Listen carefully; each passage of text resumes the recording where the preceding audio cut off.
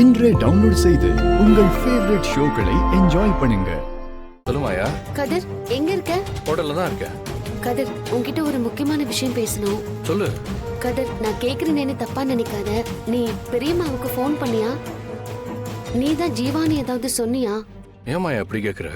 உங்ககிட்ட சொல்லாம நான் எப்படி பேசுவேன்? அதுவும் இது போன்ல பேசுற விஷயமா? சரி அப்படியே பேசுறா இருந்தாலும் முதல்ல மாமா கிட்ட தானே சொல்லுவேன். சரி இப்ப என்ன ஆச்சு? ஏன் உன் குரல் ஒரு மாதிரி பதட்டமா இருக்கு? அக்கா அந்த டேபிள்ல போய் ஆர்டர். சரிங்க சார். சொல்லுமாயா என்ன ஆச்சு?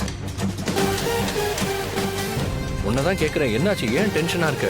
கதிர் நான் சொல்றத பதட்டப்படாம கேளு. கொஞ்ச நேரத்துக்கு முன்னால பெரியம்மாவுக்கு ஒரு ஃபோன் வந்திருக்கு. ஆனா பேசினது யாருன்னு தெரியல. தெரியாதவங்க கிட்ட அத்தை எப்படி பேசுனாங்க? அதுதான்டா விஷயம். பெரியம்மா ஃபோன் பேசும்போது மணி மாமா பார்த்திருக்காரு. ஜீவா ஜீவான்னு பெரியம்மா பேசினது அவர் காதுல விழுந்திருக்கு. அவர் பெரியப்பா கிட்ட தான் பெரியம்மா ஜீவாவை பத்தி பேசுறாங்கன்னு நினைச்சிட்டு இருக்காரு. அப்புறம் ஃபோன் பேசின கொஞ்ச நேரத்திலேயே பெரியம்மா கையில ஒரு சின்ன பேக்கோட வெளியில போயிருக்காங்க. அதையும் மாமா பார்த்திருக்காரு. எங்க போறாங்கன்னு கேட்கலையா? கேட்டிருக்காரு கதிர். டிராப் பண்றேன்னு கூட சொல்லிருக்காரு. இல்ல பக்கத்துல தான், உடனே வந்துருவேன்னு சொல்லிட்டு பெரியம்மா வேக வேகமா போயிட்டாங்களாம். யாரு பெரியம்மாவுக்கு ஃபோன் பண்ணது? ஏன் அவங்க கிளம்பி போனாங்க? ஏன் பெரியப்பாவுக்கு ஃபோன் பண்ணல? அப்படி பண்ணியிருந்தா மாமா கிட்ட சொல்லிட்டு போயிருப்பாங்க.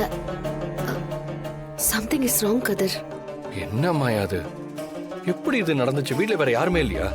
எப்படியோ பெரியம்மாவை ஏமாத்தி வர வச்சிருக்காங்க கதிர். ஒரு வார்த்தை கூட நம்ம கிட்ட சொல்லாம அவங்க போயிருக்காங்க. நம்ம மேல கை வைக்க முடியலன்னு தான் அந்த புவனேஸ்வரி அத்தையை வர வச்சிருக்காளா? அத்தைக்கு ஏதாவது ஆச்சுன்னா என்ன பண்றது?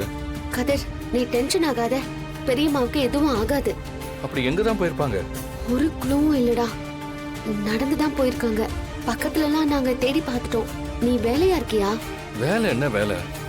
அத்தைக்கு ஒரு பிரச்சனை வருதுன்னா அவங்கள தான் நம்ம காப்பாத்தி ஆகணும்.